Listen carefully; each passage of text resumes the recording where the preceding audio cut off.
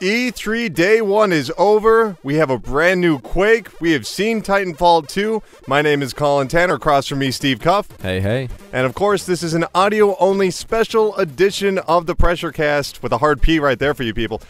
We are doing two special episodes, one today, one tomorrow. Today we're covering the EA and Bethesda press conferences. We just got done watching the Bethesda press conference. We'll get to that later on. Steve, we have to start off with the EA press conference. Listen, Colin, I got to be honest with you. I didn't get to catch all the EA press conference because I was on a parade float. I know. But sports? Yeah, well, okay. Here's how we're going to do this. We're doing it the same way today. We'll be doing it tomorrow. We're doing play-by-play. We're going from the very beginning, the very first second of the press conference, all the way back in chronological order. So we're starting off with EA. Now, it should be noted that this is not at E3. This is a part of an event known as EA Play. It is in California, specifically Los Angeles and London. So basically two different areas. And they definitely took advantage of that during their press conference. EA Play is open to the public. And so, you know, this was sort of a big deal because obviously they must have something huge to announce if they are taking this much time and effort to step away from E3, to actually go to a different convention center, to actually change when they're streaming, because they're losing their spot at E3. They're giving up that area. So what do they have to offer? Well, let's find out. Of course, this should be noted. Titanfall's trailer was leaked in advance, but we're not going to acknowledge the leaks. They did have a pre-show that was hosted by two people that was almost unbearable, and I feel bad about that because they had Jose from Electric Playground. I love that guy, but man, it was so awkward. They had nothing to do with just like, oh yeah, I love that game, because we can't say anything else, but we love that game. Like, they can't have a real conversation about any of the titles, and so they're just making jokes about like, oh man, I saw a robot when I was at a restaurant. Like, oh, dear God, what are we doing here? Their pre-show ended 8 minutes before the actual show. It started 12 minutes late, so it was literally about 10 minutes of them just sitting around talking to me like, we don't know what's going on. And literally the pre-show started off with, oh, God. I heard like a voice in the background. And so the show finally started late, very late. 9 minutes after it was supposed to. That's going to be a theme for E3. They just had random words on the screen like rule, rebel, live. It's time to play.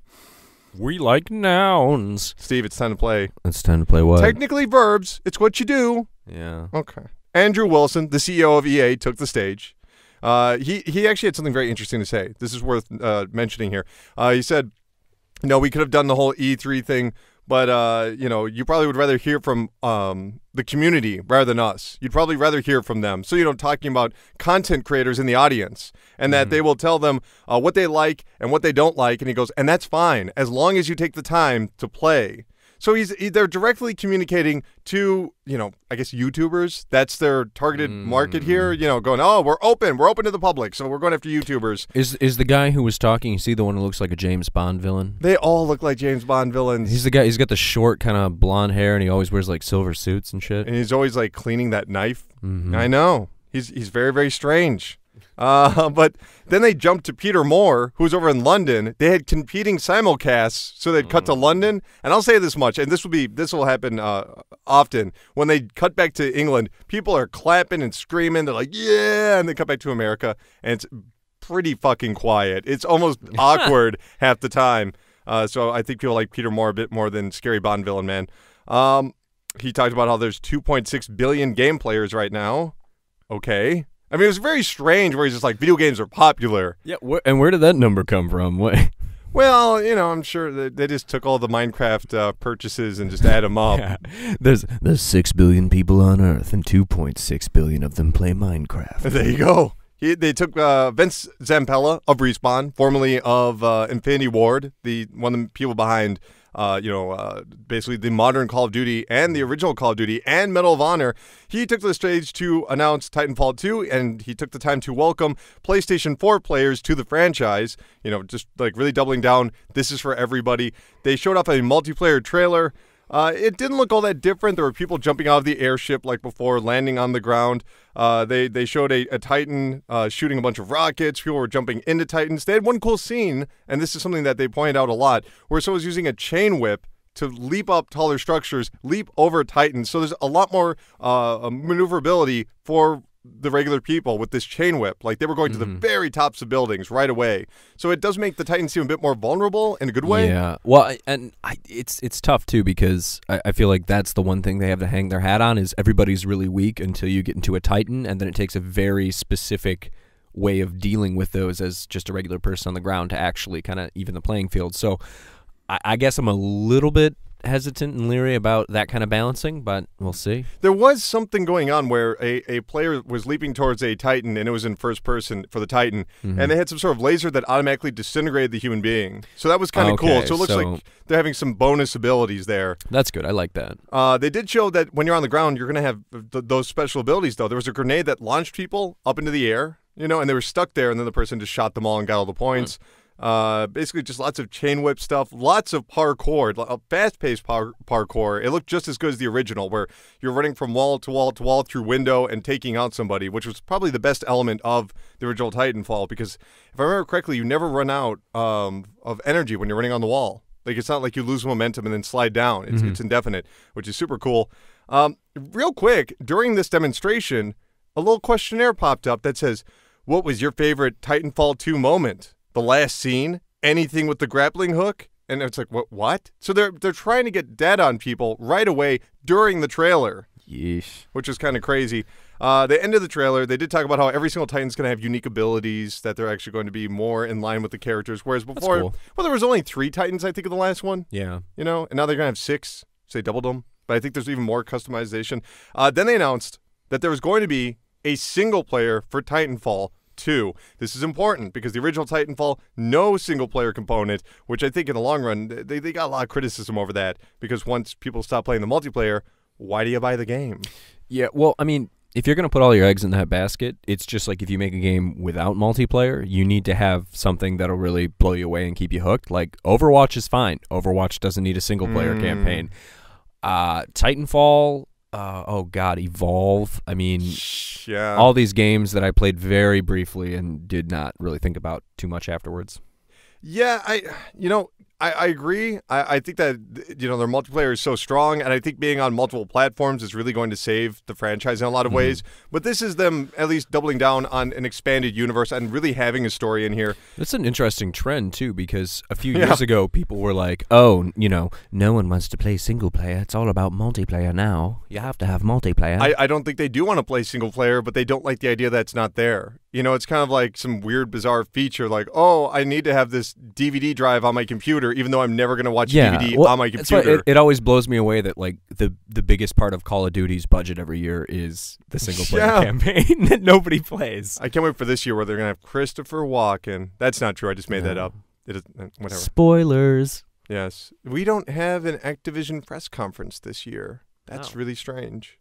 Okay. Well, I guess they didn't have one last year. But they're just letting us break all the news. Either way, the entire single player is going to be discussing the link between the Titan and the pilot, and there's actually a narration from a Titan in a very robotic voice talking about how his master was killed, and now he's linked up with this new person, and they even show, or at least they allude to the idea that the Titans now have parkour abilities, because you see there's a wall hanging in the middle of the air, and the Titan runs towards it, jumps towards it, and then they cut away. So I guess they're going to add parkour abilities to the Titans. Sounds like they're doing a lot of balancing, which is a good thing, because the previous game, it seemed like once you got on that Titan, it was very hard to kill you if you knew what you were doing. I don't know.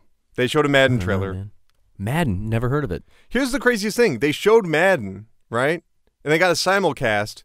So where do they bounce to? I don't know. Los Angeles? London? That's right, London. Because London loves American-style football. And Peter Moore's like, Madden's going strong this year. We're all about those esports. Talks about new ways to approach competitive play. And he actually doubles down on that because EA announces a brand new initiative, which is, EA Play, I believe is what it's called. And it's going to have 3 different parts to it. Challenger, Premier, and EA Major Event. Challenger means you can host your own events. Host your own Madden or Titanfall or whatever the fuck it is event. Challenger is basically you are a partner with EA and you host an event. EA's not, they're approving of the event, but they're not hosting it. Sure. And then there's the major events, which they're going to be hosting themselves. and they were planning on having these, roll out throughout the rest of the year. They want year-long competitive play for EA titles. So they're really doubling down on esports. What this means with partners, if they're going to be joining up with anyone else, or if they're just going to be running solo with this, who knows? I mean, do you really see a world where Titanfall 2 is a huge esport? I mean, maybe. It's possible, and it's hard to tell until, it actually comes out. Madden, I'm a little bit, more perplexed about, only because I know a lot of people play Madden, and people play Madden for money, and, they like to play with their friends. But esports people are super into, like, balancing and just the very, like, little minutia stuff. And, I mean, I can't speak for the last 2 Maddens, but every other, like, EA Sports game I have ever played up through, let's say, 2014 is the last time I gave a shit. There's always a cheesy way to exploit certain plays and do certain things.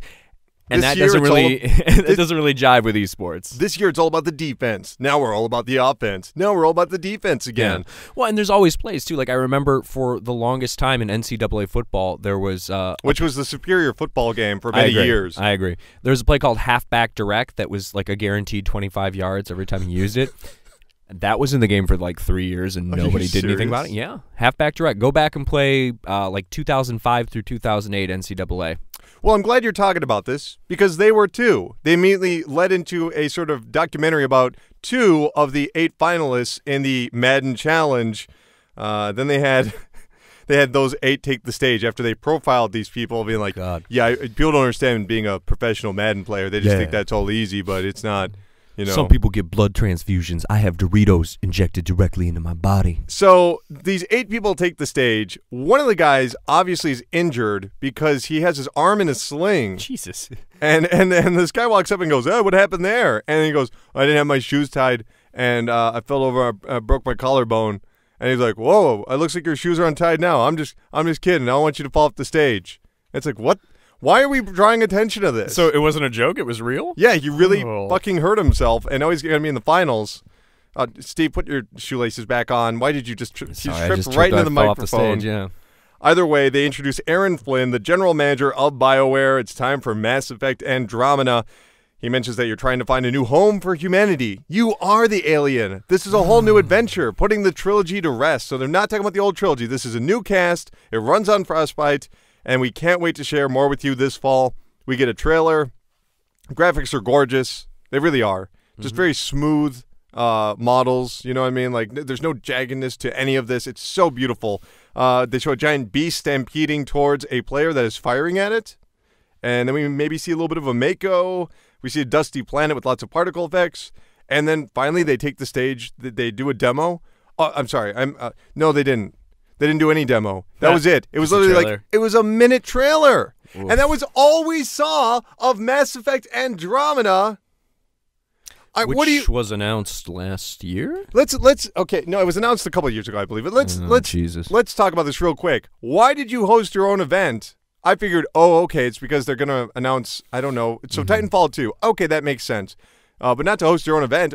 Mass Effect Andromeda. This is going to be the big coming out party for them, because that is a huge, huge cash cow. Lots of loyal fans. They showed nothing.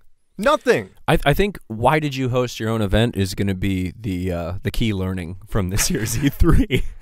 I mean, we'll ask, when we close this out, we'll ask if they should be going back to having an actual stage. Andrew is back on the stage, the CEO. He says, this is my favorite line of the entire E3 so far. Let's have a practical conversation about play. Do you want to have a practical conversation about play? Not really. Here's how he opens this up. Most of these games are months away, but we have to support the games we have right now with content updates. He doesn't say DLC, and this is the funniest part. He promises more content updates this year than the previous year. I wish you all could see the face that I'm making. A lot of grimacing going on here. Did you expect Andrew Wilson to take the stage and be like, I guarantee you we will have more DLC this year than last year? We are going to have so much shit for you to pay for this year. It's going to be fucking crazy. It was almost like the twirling towards freedom moment of the EA press conference. Yes, but here's how smart they were. All right, they announced that. That's insane, right? Mm-hmm. They also announced that EA Access is free on PC and Xbox One for the rest of the week. Mm-hmm. So we promise more DLC. By the way, here's some free stuff. And then before you get too mad, they announced the Play to Give program. So now we're going to talk about charity. You see what they're doing? You see what they're doing? This is a charity that's based around challenges. So in other words, it's kind of like your PlayStation trophies or Xbox achievements. Everyone has to go for these achievements, and then they give money to charities. That isn't charity. That's weird. That's not what a charity is. A charity is saying we're going to give X amount to, this cause, not, if you're a gamer out there and you can complete 20 straight passes in Madden, then we'll give a couple Hot Pockets to the local homeless shelter. What do you got against homeless Hot Pockets? I don't know. Homeless Hot Pockets is my favorite sex move. Hashtag Team Ham and Cheese. Yeah, okay. Hashtag meatball. But no, listen to these charities. How are you going to be mad at this? They are partnering with He for She, National Center for Women Information, something like that, Code, and Code 2040. He mentions that each of these games are acknowledging a certain area that they're giving charities to. And for the National Center for Women, he says, we're celebrating strong female heroes in Star Wars Galaxy of Heroes. So he's actually pointing to each one of these, and they guarantee they're going to donate $1 million to celebrate play, is how they're phrasing it. It's an interesting initiative because let's be honest. Think about this.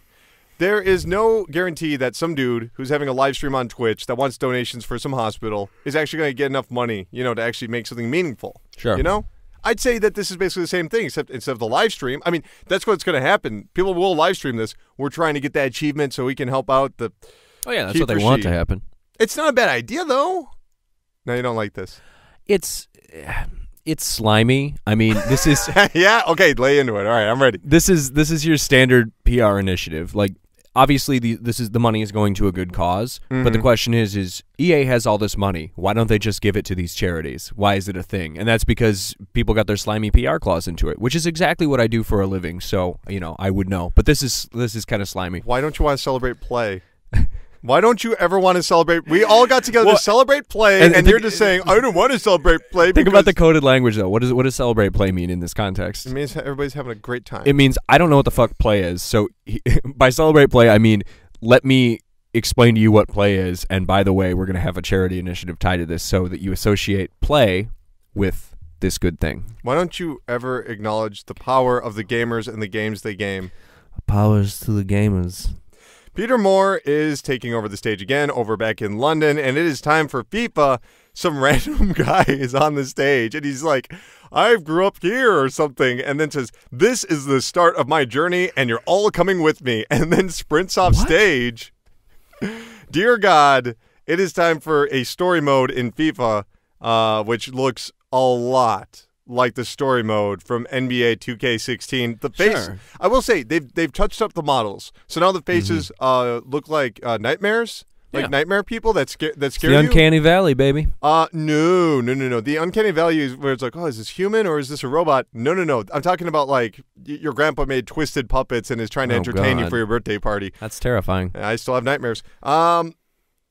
Basically, he becomes rich. He gets an apartment, he gets an agent, then all of a sudden it gets dark, and he knocks over the trophy that he won out of anger. His name is Alex Hunter, and it is time for FIFA 17, The Journey. This is a thing that has been in sports video games for like a decade. Yeah, well, more than that if you count some of those NES baseball games, Baseball All-Stars. Oh, yeah. Baseball Simulator 2000. So I guess there's a story mode. I mean, cool. FIFA's a fun game. Yeah. And I think understanding the use of a single player in the overall team is important. They have those features in other things like Winning 11, where you just play as one person. Yeah, you can do that. Is it Madden that you can do that in? Or is that an NCAA thing where it's like in all of them. You build a recruit and then you play as them exclusively? Yeah. I mean, does this increase your interest towards FIFA?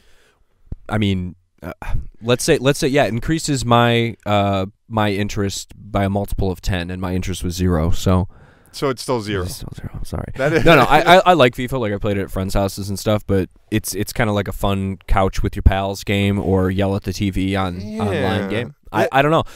I'm sure like FIFA people are going to be happy with FIFA regardless. I think this is for people that aren't FIFA people that look at that and go, "Oh, that's my gateway in." I think that works very well with NBA 2K16, even if the mode itself was not very good. Exactly. And I think if I was a kid, if I was younger, I think that would really appeal to me. I would love to know when they started production on this. I would love to know exactly what was the date, and I'm willing to bet it was probably a day or two after NBA 2K16 announced their version, or they found out about it. They also announced there's going to be more Premier League there's going to be more Premier Leagues, and for the first time, Premier League managers are finally going to be in the game. Cool. And he brags about how some team is the best team, and then Jose Mourinho walks on the stage, and that's the opposing team, so everybody cheers, and he's like, "Whoops, I didn't mean to say that." And then this Jose guy acknowledges that his son buys too much Ultimate Team stuff, so that's why he had to take the debit card away. It was a very weird moment. Yeah, let's make a joke about how insidious DLC is for young people. Yeah. That's awesome. So there came a point where they just stopped announcing the names of people on the stage, and they didn't have graphics for their names. So this no-name Drone, as he'll be referred to as, took the stage, and Drone said that Yarny was a great game, and that there are more studios and more games they want to help out. According to him, EA is committed to small developers and to discover those games. They announced EA Originals, which is weird because I swear years ago they had EA Originals. They shut down EA Originals. Oh. I could swear this already existed. I swear to God, they started EA Originals, scouting for talent, like around the time they put out the first Mirror's Edge, and they shut down like a couple of years later because it was a total failure. Well, bringing it back to fail again, baby. They have a guy named Klaus. He takes the stage to talk about his. Yeah, I hope not. He takes the stage to talk about Zoink, which is his game from his team, and they talk about how all of these independent developers are going to keep all of the profit from the game. So if their development costs are exceedingly high, they might not make as much profit. So it's all about that's the way I'm looking at it. Yeah, that makes sense. So EA basically recoups, and then the developers make money after that. Yeah, I guess that's. I mean, if you're an indie dev, that's a good way to get massive exposure. Exactly. It creates a pedigree for your studio. Yeah, and it works for EA, too, because it makes them look good, because it kind of takes some of the supervillain sheen off of them when they're helping the little guys out. Well, and also, I think it's once you find a really talented person, and I've said this for a long time, that the independents of today are going to be the AAAs of tomorrow. Like, these studios will continue to grow, and I think they're recognizing that they might be a little bit lost internally at EA, and rather than just buying up a new studio, maybe they just need to nurture another one without owning it. It's like a farm system for their AAA development. So what are we getting from Zoink? Well, it's a game called Fe. What? Fe. Fe. F-E. Fe. But literally he says Fe. And I almost lost my mind because I'm like, what? How do I write that? How do I write that down? That's just a noise. I don't. And then at the end it was F-E. Fe. You basically play as a young animal in a snowy landscape. Looks very hand-drawn. At first, while they were showing all these pictures, I thought it was a 2D Ori and the Blind Forest ripoff. But then when they showed the trailer, it's actually 3D. And it was like some Okami shit.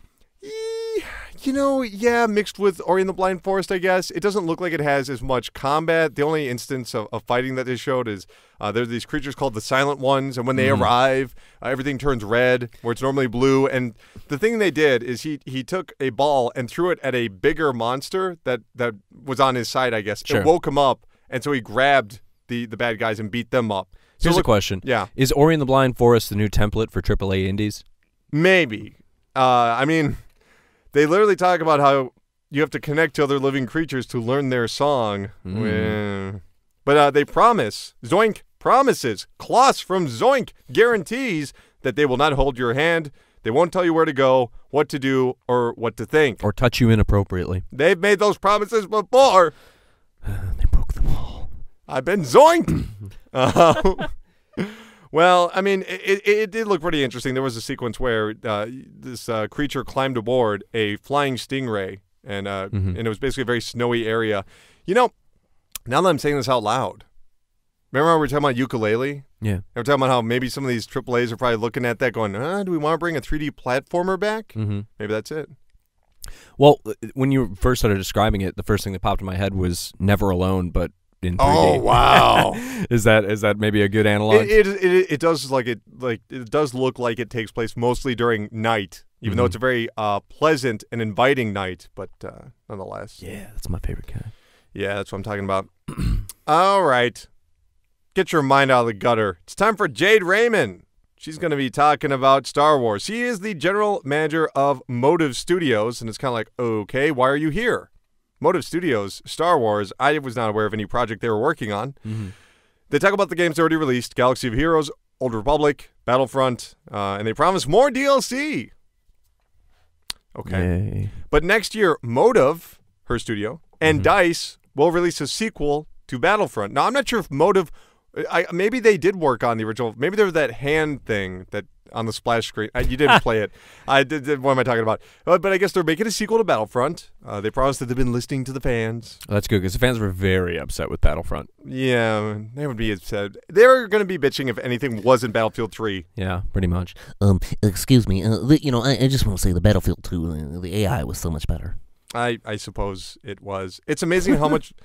I don't know what people expected. Yeah. I think they were pretty forthcoming with what that game was going to be, with a lot of betas and everything. It's just you could tell that there's a disconnect between developers and fans when there's an entire fan-made version of the game that's going up on Steam. That's so embarrassing.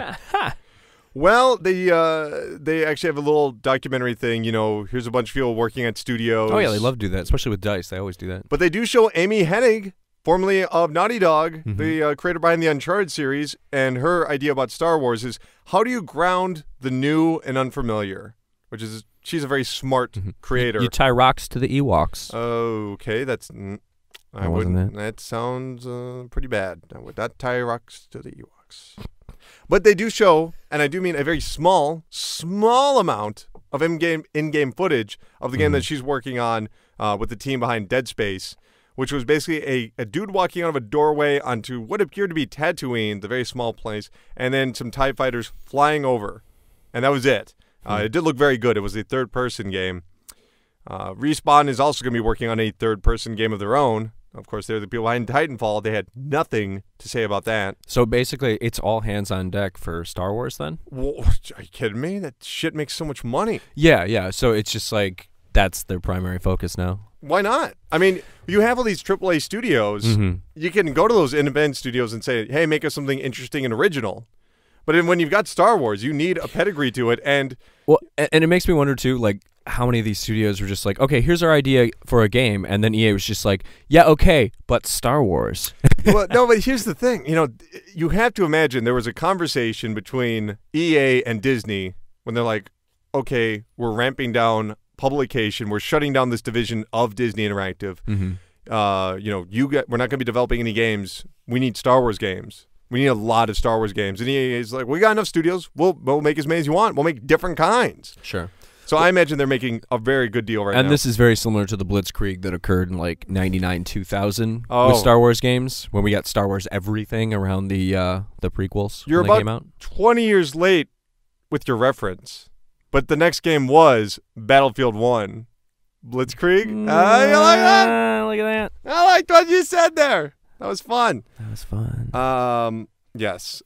Nameless Drone returns to the stage to talk about Battlefield 1. Talks about how he's been with DICE since 1996. He was skeptical. Oh, so skeptical of this game. They show off a trailer. Here's the thing. They did a lot of stop-start when it came to the trailers.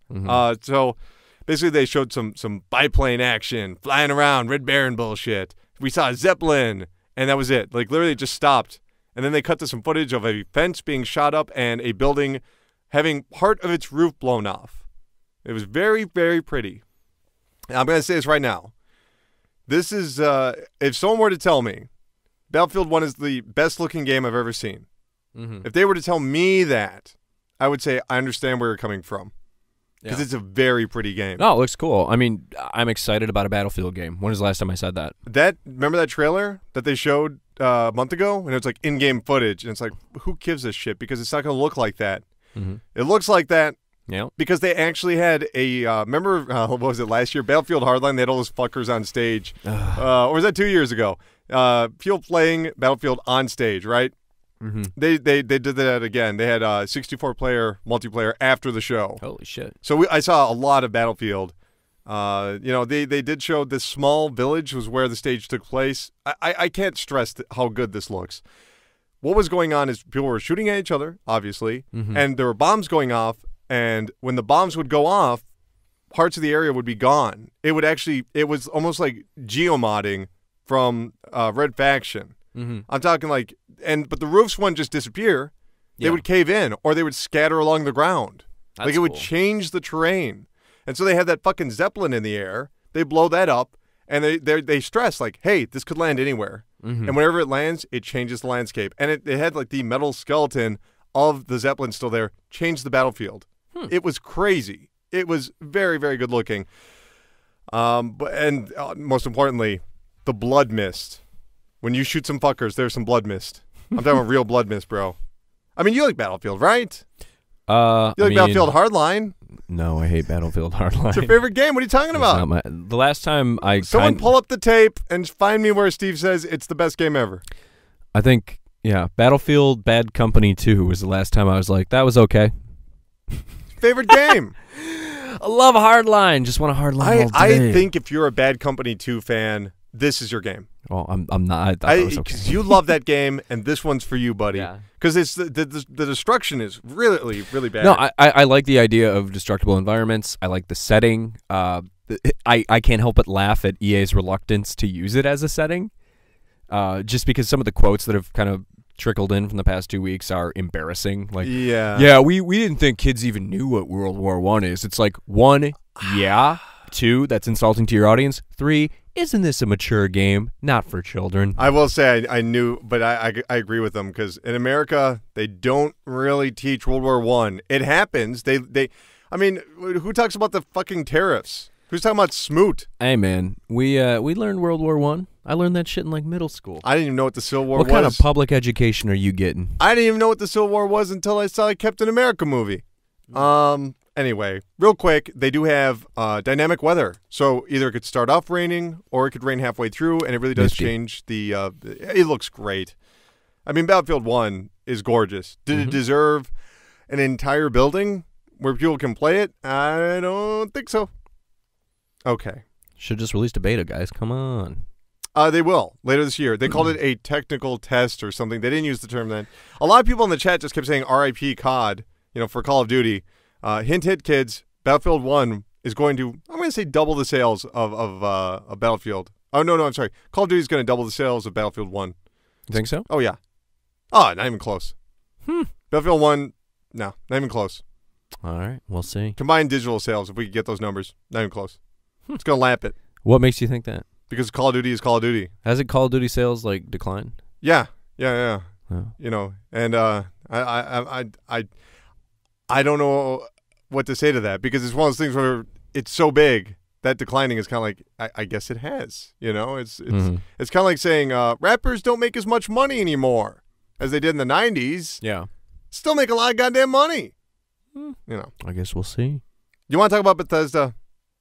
Yeah, I guess we should. I mean, this is the ultimate. This is the closest thing to the PC Gamer conference from last year I think you can get. It was just hey, you know that shit that we already talked about and that already leaked? Here's more of it. Also, Adam Sessler and Morgan Webb. Don't you miss them? Yeah, I do. I really do. Let's first talk about the fact that the show started 18 minutes late. 18 minutes! Hey, man, they had to do all that, pre-roll Bethesda trivia, and then they had to have Morgan and Adam show us shit that we saw, literally a year ago. Well, but you have fun watching that shit. Yeah. Okay. Well, it started 18 minutes late. First thing they show is an old DOS screen. Somebody's typing. What are they typing? Quake. And it says, Quake trailer. Here we are. It's Quake. Yeah, which, by the way, what we're about to talk about was clearly inspired by Quake 3 Arena, and I want to meet the motherfucker who's booting Quake 3 Arena from DOS. They are really impressive. I don't know how they did that. They're so fucking cool. You got to be on Windows 95 to run that shit at the very least, son. Or I guess Windows 98. Yeah, that's what I ran it on. Absolutely. We saw some spooky caves. It was the cathedral stage. We saw some big fat feet running on the ground, shotguns firing, plasma guns. A very dark, very dark trailer. There was a leap pad, rocket launchers, blue-haired girls, And most importantly, there's a point where this guy ran really, really fast. So it was like a speed boost, but you didn't see him collect anything. He just was running normal, and then he had a speed boost even though he's a big guy. So it looks like we're going to have some sort of abilities, kind of like Call of Duty or Overwatch, maybe, where except you pick them.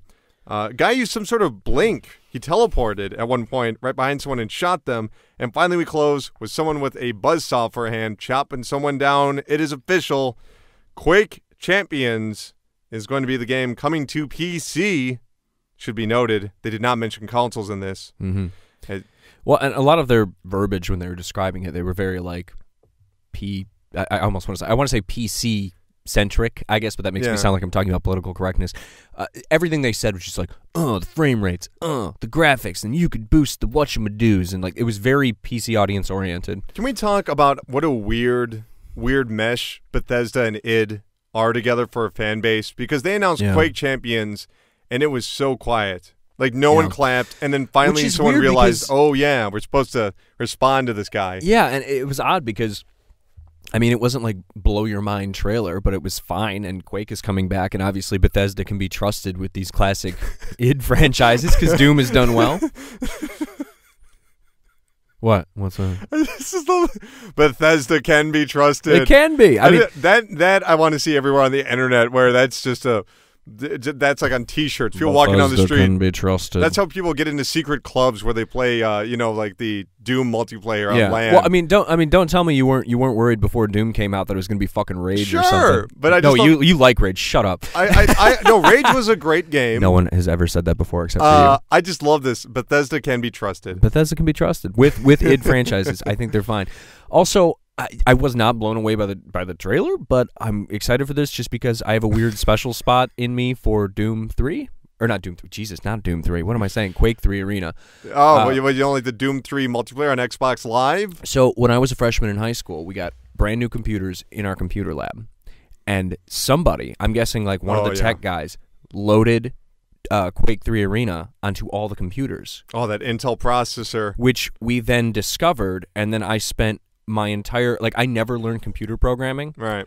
I just played Quake 3 Arena. I mean, how good were the video cards. How good were the sound cards for those PCs? Pretty good, man. Really good. Good to hear. Here's the thing. Sound Blaster card in there. The guy on stage, he co-designed the original game. Like we said, no one claps after he says the name. He impresses upon the audience that the performance is critical. 120 hertz, unlocked frame rates, arena combat, unique and badass characters, as he refers to them, unique abilities. Sounds like a little bit like they're creeping in with some of this Overwatch kind of MOBA way that they're going to do it. Because I can't explain why that guy sped up. It's like, okay, yeah, you're going to be... Maybe it's going to be like a perk system like Call of Duty. Yeah, it was kind of... It did kind of feel like Quake 3 Arena, but MOBA stuff. So a little Overwatchy, I guess. Or Battleborn, your favorite game of all time. Please never mention Overwatch when we have glorious Battleborn to discuss. Everyone's favorite game. And then, all the 120 hertz and the frame rates and the watch. That was just like total biscuit fellatio. I hate all these... Total fellatio. I hate buzzwords. They're so stupid. But finally, he got to esports and said it was designed for esports with a launch plan to support and expand competitive leagues. Yeah. For everyone else, Steve just did the jerk-off motion. You can tell I'm in a real chipper mood today. He said, "Enjoy that. I hope you enjoyed that sneak peek." And we are off. That was it for Doom Quake Champions. You did it too. Yeah, that's a 4-letter word, man. Yeah, whatever. No, it's not. No, it's Quake not. is a 5-letter word. This is what happens when we record 2 podcasts in one day. That's what I'm talking. In one day. Is it? No, it was yesterday. See, you see, my brain is melting. Yeah. This is what. Oh God. See, that's when you're hanging out with me, buddy. It feels like it's a lot longer. It feels like it never ends. Okay. Pete Hines is on stage. They're going to talk about Elder Scrolls Online. He calls it the MMO of the year. Fallout Shelter, the instant hit. Fallout 4, one of the biggest launches in the industry. All those user mods for Xbox One. How Doom had rave reviews. It's basically them just victory lapping. They're more jerk off motion. Well, to be honest, it was a very successful year for Bethesda. It was. I think a good year for them. And now he says, here's the opening cinematic to Elder Scrolls Legends, the card game on your tablets, your phones, and your PC. And it was just a motion comic that was tremendously boring. Yeah. At one point, it just went entirely black. The screen, the feed dropped, and I'm not talking about like, oh, we lost our stream. Like, they lost their stream, and the world was a better place for a few seconds. And it's Hearthstone, by the way, in case you're wondering. Yeah. It's just Hearthstone. Stay in your lane, bro. Yeah, stay in your lanes. I mean, did you ever, I think you liked Hearthstone. Yeah, Hearthstone's fine. So why don't you want to play this a better version of Hearthstone, because it's got Elder Scrolls. But I already play Hearthstone. Why do I need other Hearthstone? Elder Scrolls. Yeah, what's your favorite character from the Elder Scrolls series? Fosura. Dagger Falls. Dog meat. We finally get a look at Todd Howard. Finally, Bethesda's sexiest man alive, Todd Howard, in a little docudrama where he's talking about mods for Fallout 4. And also their upcoming DLC, including Contraptions, that has a workshop where you can create elevators, armor packs, sorting machines, vault tech. You can build your own vault, which was very exciting. That actually looked cool. It really did. And we were watching going, this looks a lot like Fallout Shelter. The camera zooms out, and it literally looked identical to Fallout Shelter. It was perfect, because like, as we said that, then the camera zoomed out. So basically, and I think that was a very well-directed bit of stuff, because they showed that conveyor belt, how it was building all this stuff, and at the end of the conveyor belt was just a woman tied to a post with stuff falling on her head. Yeah, it was like a gallows or something, and then there was just teddy bears chopping on her while she was in the gallows. And there's like this happy swing music while she's just having to sit there. Well, not even sit there. She's hanging there with just stupid teddy bears. Would you say it was some real gallows humor? Yes. Yeah, it was definitely for the gallows. So, yeah, you can build your own vault. It's like Fallout Shelter. You can take an interest in your inhabitants there. Is this the the Shelter game we were waiting for? Because you could build your own environments in the previous game, and you were very critical about that. Yeah, it's useless. Not only is it barely functional when the game launched, but there's no point in doing it. It's not fun. It's not fun. And again, yeah, there is literally no point. Like, there is no added benefit of me keeping up multiple settlements. Yeah. There's literally nothing. So, I said Shelter. Yeah, Settlement. Yeah. It's just, it was so half-baked. And I don't know. There's something to be said about this one where it's an enclosed area where you're actually, and it looked a lot like Snap Map from Doom, the way that you would put all of these corridors together. And create some real benefits for me. Like, give me a reason to keep these fucking shelters alive. Or I said shelter again. Settlements. See what you're doing to me? I would love it if they were actually allowing you to bounce it back and forth from Fallout Shelter. So when you're not playing Fallout 4, you can take care of your shelter. That would actually be really, really cool. But I mean, there were so many little things when it initially launched. I mentioned to you how there were settlements that you could take over that weren't near a water source, so you literally could not provide water for people. Have fun. Yeah, let's just go do it. Do the Fallout. Well, if you want some fun in your Fallout, they've got you. Nuka World is an amusement park and an upcoming expansion. That looked mildly interesting, though we didn't actually see anything else about that. Yeah. Hopefully there'll be a shooting gallery, and I don't know. I hope it's better than Fahaba. Fallout Shelter is getting its own updates, including more quests for the dwellers, new enemies, new combat system that showed a dragging line system that allows you to actually pick your target. Yeah. Previously in Fallout Shelter, like some road ratch, whatever the rad roach. They run in there and they start attacking somebody, and everyone's shooting the roach that's not doing anything. And it's like, what the hell? Focus on the thing that's actually hurting somebody, and you couldn't do anything. It was very frustrating. Yeah. They're giving you more control, and it's coming to PC. It's kind of funny because these updates for these Fallout games, Fallout 4 is becoming more like Fallout Shelter, and Fallout Shelter is becoming more like Fallout 4. Oh man, babies having babies. Yeah, cats and dogs lying down together. You know, it's funny. When they cut back to Todd Howard, I immediately noticed that the room he's talking about all this stuff in is his trophy room. Just a room surrounded by awards. Just the most bizarre thing you could possibly do. Don't you think it would have been far more amused if he was sitting next to a bobblehead or the armor? There was a bobblehead. Well, okay, but like the armor suit, like more memorabilia. Instead, it's just like, look at all these awards. He was in his special award vault. You know how he gets in? It's a hand scanner, and he has to do a jerk-off motion, and then it scans his hand. Hey, dude, if you ever want to see Todd Howard getting taken down, and he's a nice guy. I mean, just from everything I've watched, he seems like a very professional and smart individual. Needs a haircut, though. Look at that amazing, bonus round video from Game Trailers TV. So if you went to Game Trailers back in the day, you can still find it on IGN, I believe, where it's Jeff Keighley's show, and they have it's very, very late. I can't remember the name of the guy behind God of War. David Jaffe, take him down saying, literally, quote, "I don't want to play your fucking story." It was so great. And Ken Levine's right next to him, and just like the wash on their faces where he's like, "I just want to play a game and get my blood rushing and have a good time. I don't want to play your fucking story." And they're just like, "Oh, God." He gets so defensive. But finally, we get to the news that I think will probably be the biggest news from this event, sadly, is that the Skyrim remastered, yes, it's actually coming to PlayStation 4 and Xbox One, and you can use PC mods on a console version of the game. It'll be out in October 28th, cool. 2016. They also bragged about volumetric God rays. Yeah, and shadow shaders and just all these fancy words that they clearly made up to lighting. Say it more pretty. Lighting. Yeah, it got lights. Remember all those mods you installed to make Skyrim look better on your PC? Well, now we've adopted them, gave them fancy names, and we're sending it back to you. But yeah, it's basically Game of the Year edition. It is creeping closer and closer to paid mods. That's what they're doing this for. Well, they tried that before, and then everyone basically tried to kill them. That's okay. Because is anyone on console going to bitch and moan? Of course they will, but they'll still buy it. Yeah. Whereas the PC users are like, nope, it's tradition. Whereas there's no tradition on consoles. Yeah. This is them edging closer. Rafael Colentino, or we're going to call him Ralphco, which is his favorite name. We know him personally. He talks about how they like to make first-person immersive games. He's the vice president of PR and marketing. He's very French, by the way. He talks about Dishonored and that he has a surprise from Arkane Studios, the people behind Dishonored. They have a brand new game. Yeah. It's the same studio. Arkane, yeah. Yeah, Arkane. Did I say Arkane? Arkane. God damn it. It's a psychological thriller. Dude wakes up in a bed, says good morning. The year is 2032, futuristic city. He's probably in his mid-30s. He looks in the mirror, checks out his eye. Everything seems okay.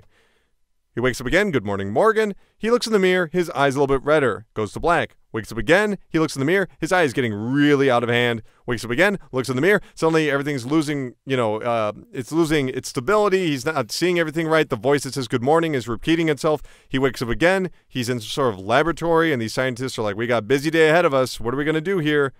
I don't know about you, but right now I was like, what the hell is this?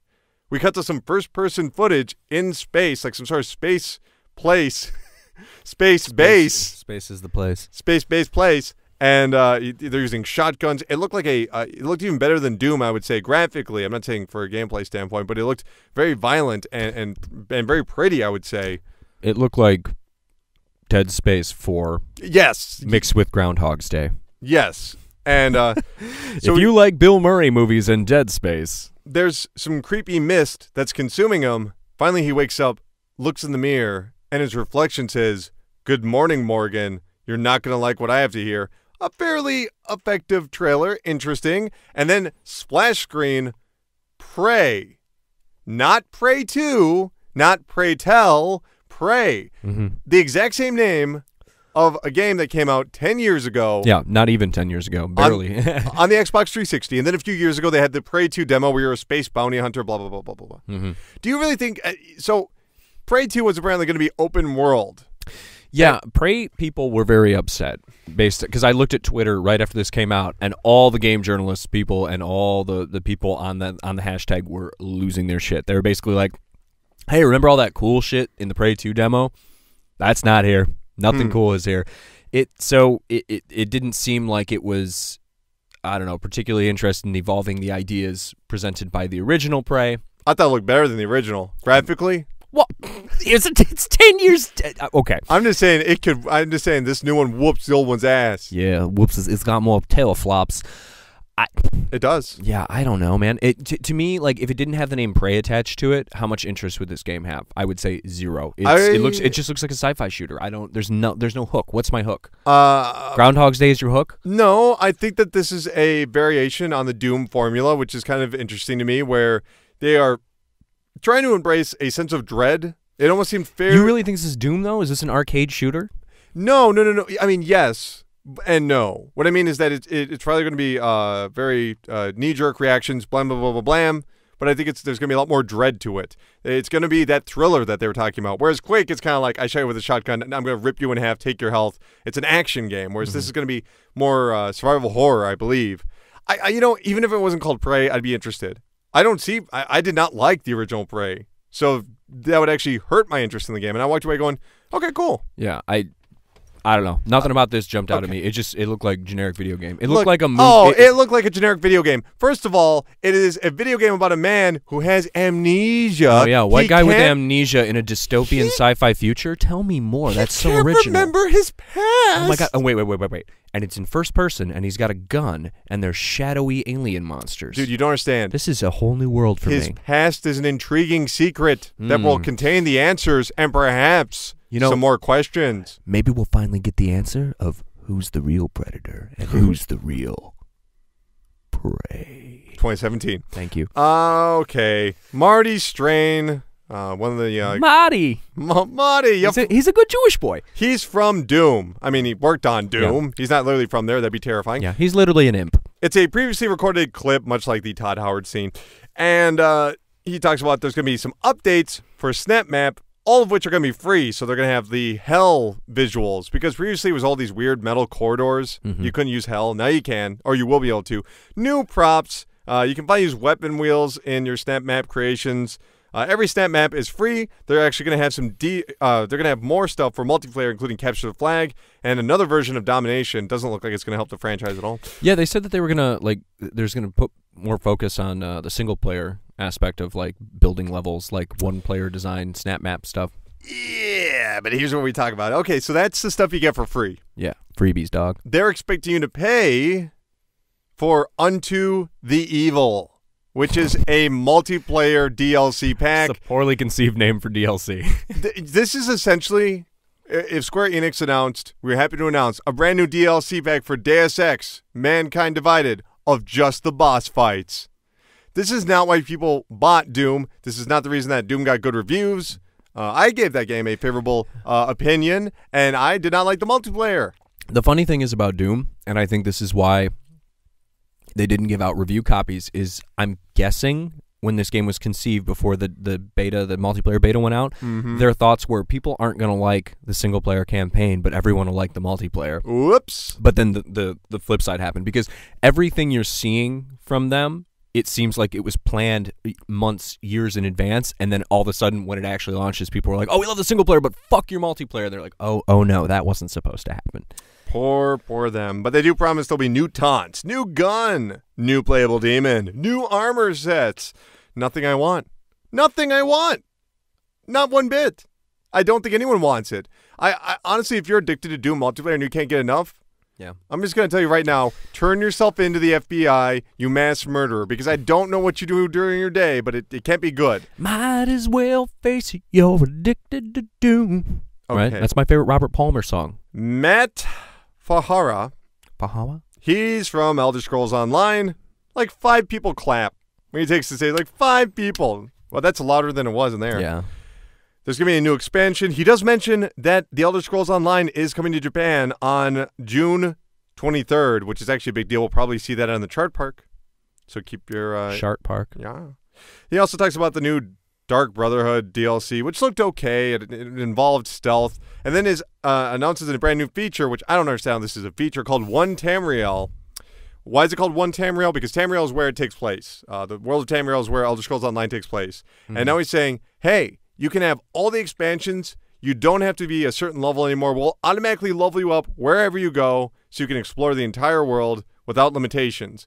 And, the audience was very dead on this. And like I said, they already weren't clapping when he came to the stage. But my first thought is, these are the wrong people to tell. Yeah. Because they spent all those hours unlocking all those stages, Sure. and they're like, whoa, you're just going to let some noob walk into Skyrim? I'm going to go one step further and say I don't know who this is designed to make happy, and I'd be interested in hearing some opinions. I like the idea of making games more accessible, but this seems like it's just a weird way to throw off pacing.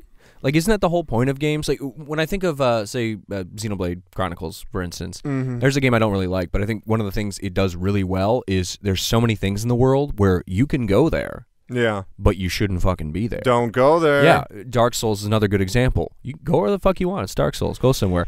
But as soon as you walk into a place where you're not supposed to be, it is incredibly obvious that you shouldn't be there. I think they're just trying to make it more like the original Elder Scrolls.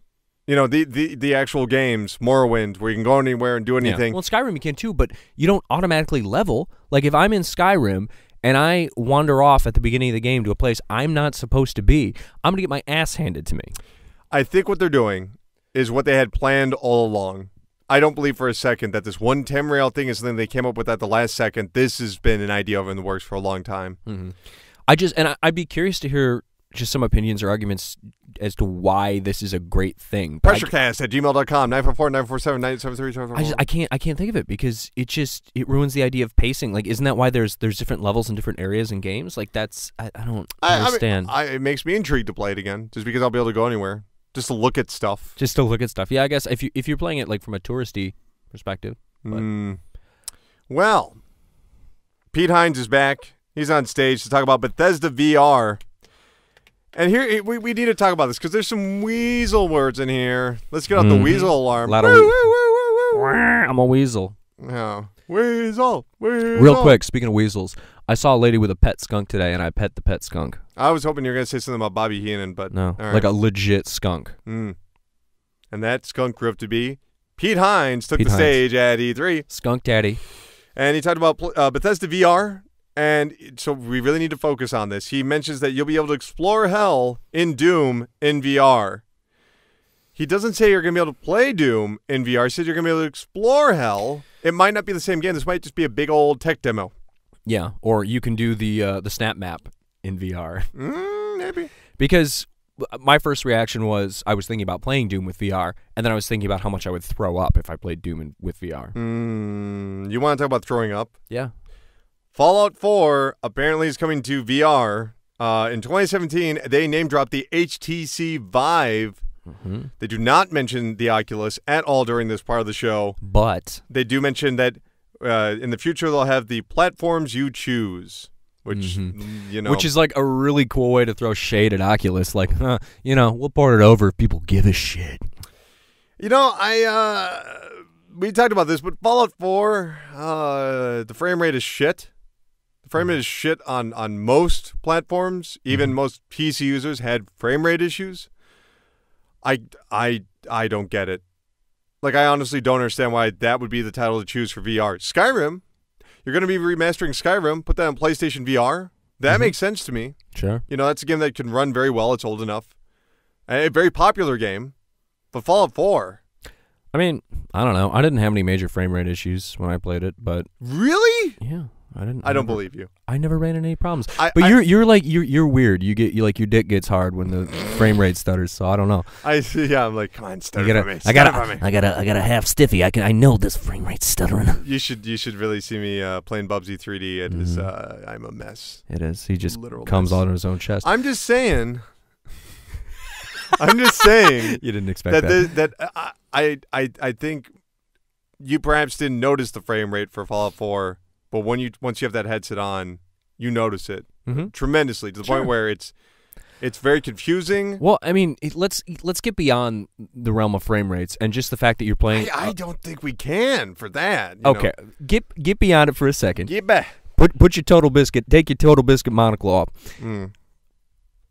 Can you really design a first-person action game like Fallout to not make people motion sick? I mean, probably less so than Doom. I think it's a very difficult thing to do. That's my other big concern is when you look around in the world of Fallout, it's very, very square.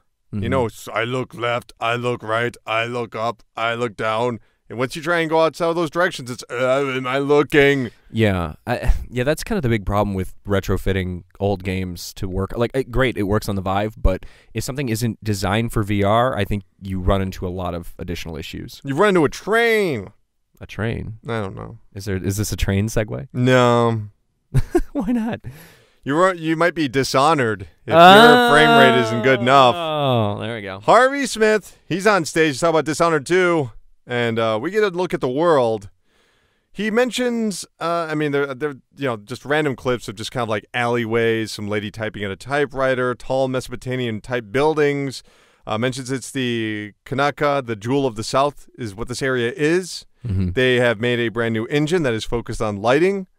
They've created custom tools regarding when a player interrupts a pre-rendered event, a scripted event. Because it's always awkward when you interrupt a scripted event. And they just stop and they're like, "Bark!" And they just come after you. Yeah, or that was really loud. Sorry for the audio spike. Well, that or when it's just kind of like, oh, yes, that sounds like the audio just doesn't sound right together. Yeah. So apparently they've worked on that. That's good. That's like a general video game problem, so thank you for solving that. Well, this engine is called the Void Engine.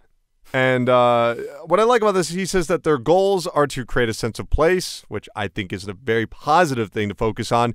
He wants every area to feel plausible. They want to know how everyone in the city gets to work, where they walk to lunch. It has to make sense. It has to have history. There has to be something that was there before you were and something that was there afterwards, something that we'll be talking about later on. There's going to be watermarks from past floods. Every place is going to tell a story. Did get to see an NPC leap up and climb a wall, which I thought was kind of interesting. It was a casual NPC. It wasn't chasing after anybody, so it looks like they're going to be roaming around as well, which I guess doesn't really show how they get to work. They're jumping over walls. It's not going to be the best designed city. Shows you they're actually window washers. Dunwall is still in the game, but it's all going to take place in Kanaka. You will be playing as either the young girl Emily from the very first game. It is 15 years in the future, or... That's right. You can play as Corvo again. Why is Corvo in this game? Corvo is good. Like this is Emily's story, right?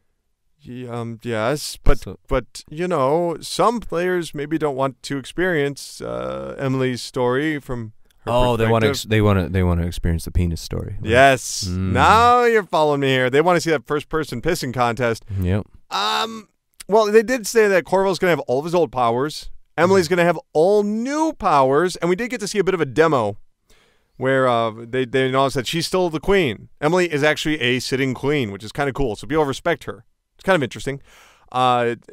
She's walking through this huge environment. It's her palace. The lighting engine looked insane. They then cut to her walking around a big city, climbing rooftops, leaping off of cannons into waters, going through the Dust District, which is a war zone between two gangs. One is a religious group, and one is just a street gang.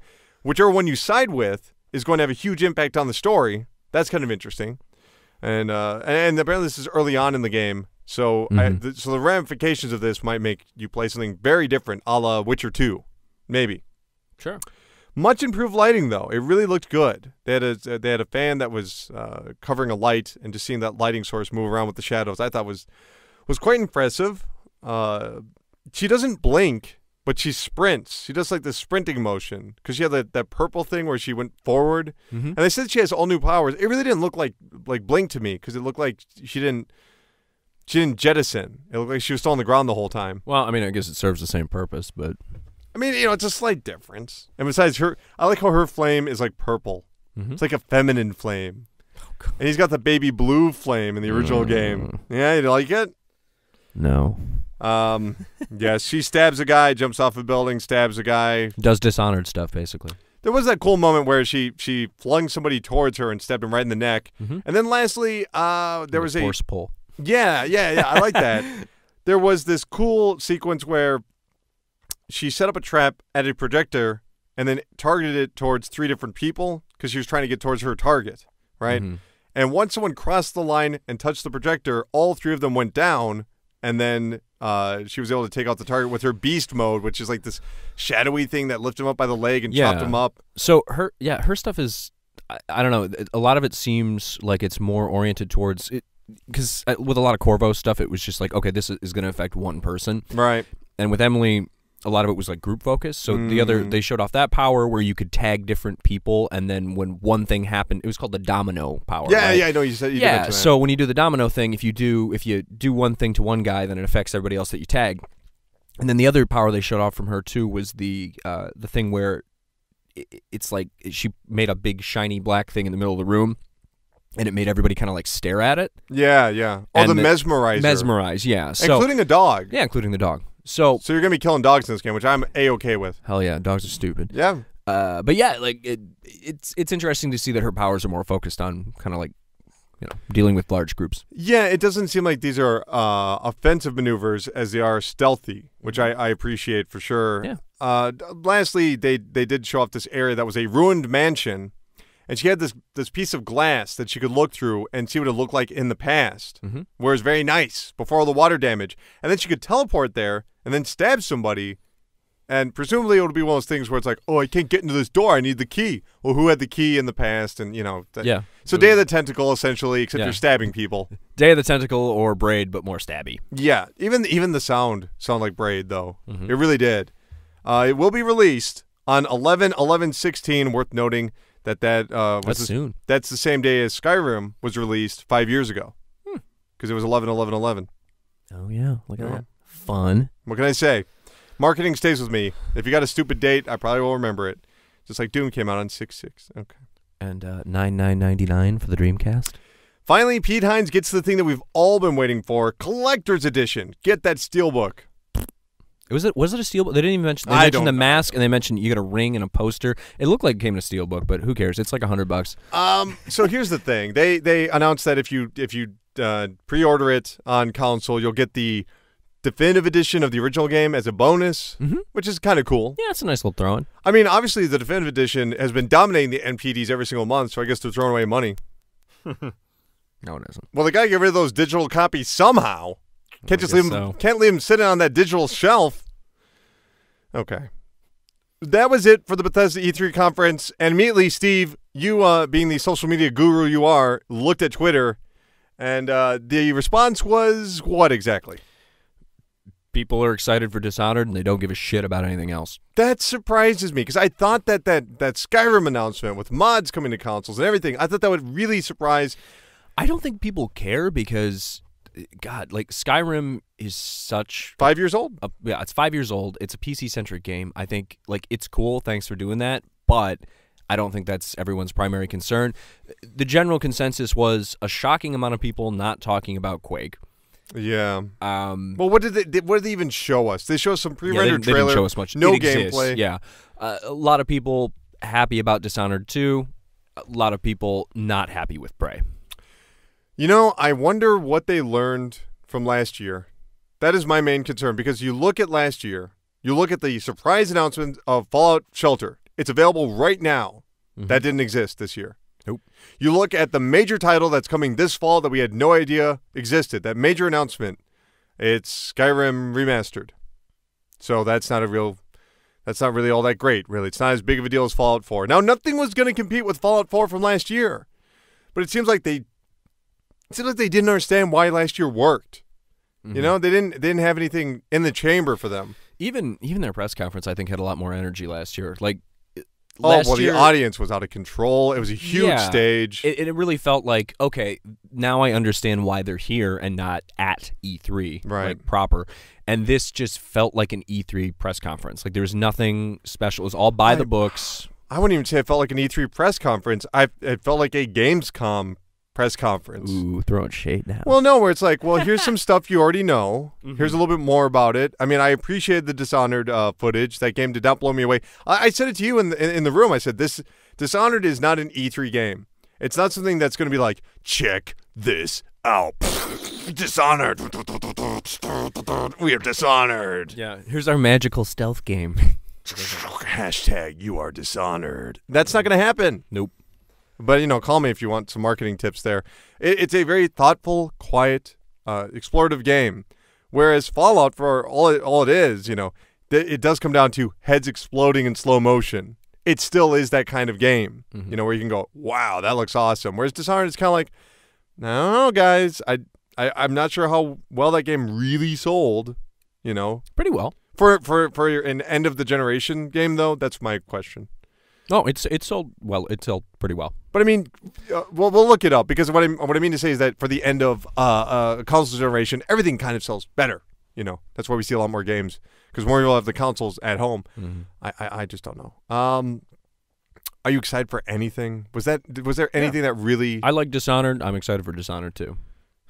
You're Dishonored also, you mean? Yeah, I mean this doesn't. I don't think it made me any more excited. But I mean. I still have some question marks. Like I don't understand why Corvo's in the game. but I just want to play as Emily. We should just talk about for a second, I guess, was Quake, was that worth talking about? Was that worth even bringing up if there was nothing to really show? No, I would not have shown that trailer just because it clearly wasn't in-game footage. It was super generic Space Marine-y. Not to say that, Quake 3 Arena is a particularly, visually stunning or original-looking game.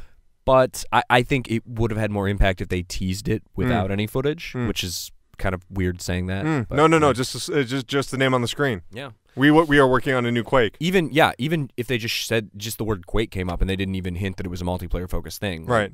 Something. Well, I mean, it's not Quake 4. It's not Quake. It's Quake Champions.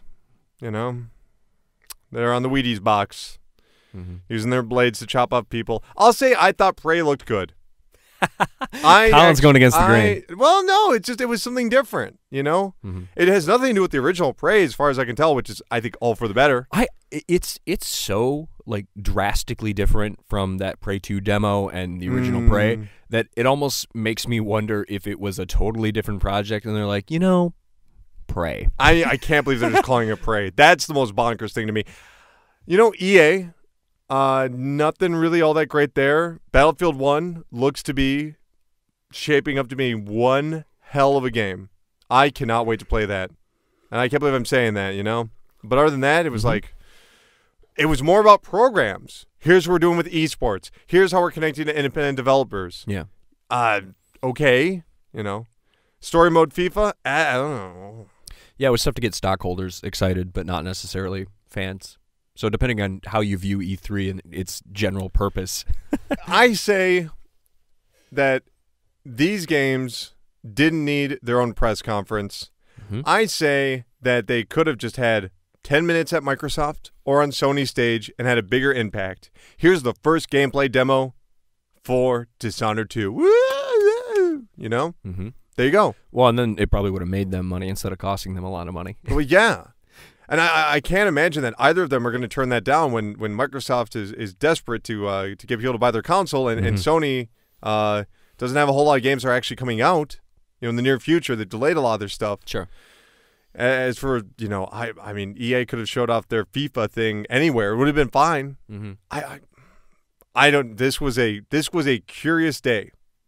Yeah, not much to get excited about. No, which there's usually one thing per day at least where I can go, oh wow, didn't see that coming, that's cool.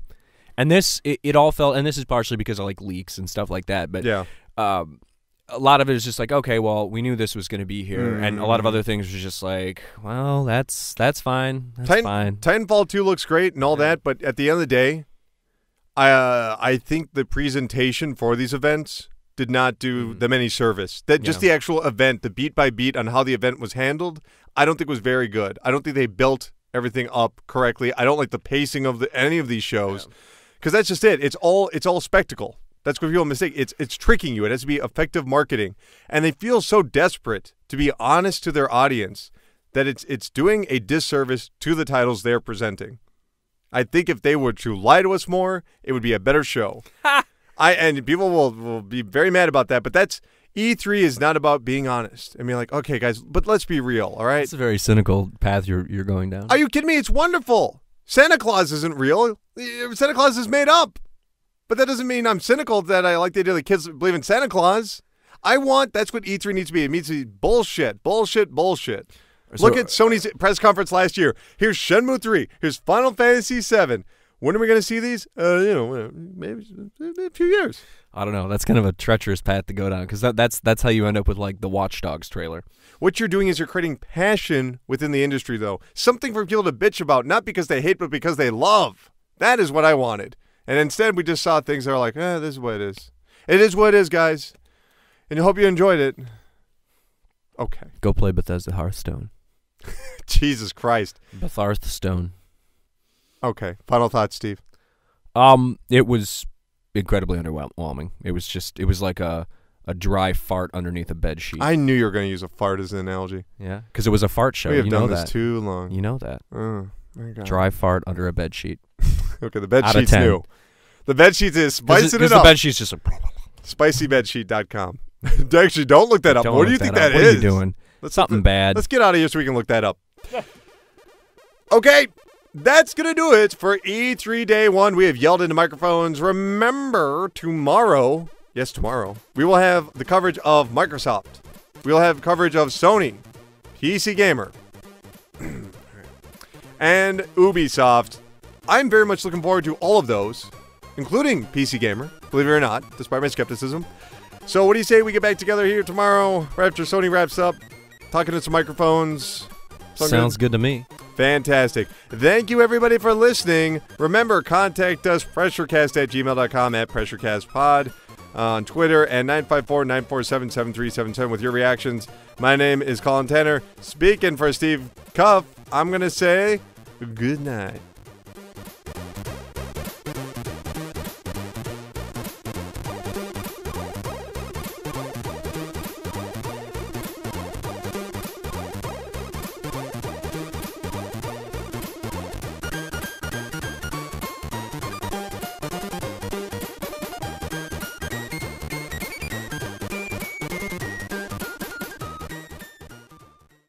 PRESSURECAST, weekly video game news podcast, is solely owned and operated by Colin Tanner. Guests of the PRESSURECAST are not employees or freelancers of Colin Tanner, the PRESSURECAST, or VideoGamesAreDumb.com, and are not paid. Music featured on the PRESSURECAST is property of their respective owners, and no infringement is intended. For more information, email pressurecast@gmail.com.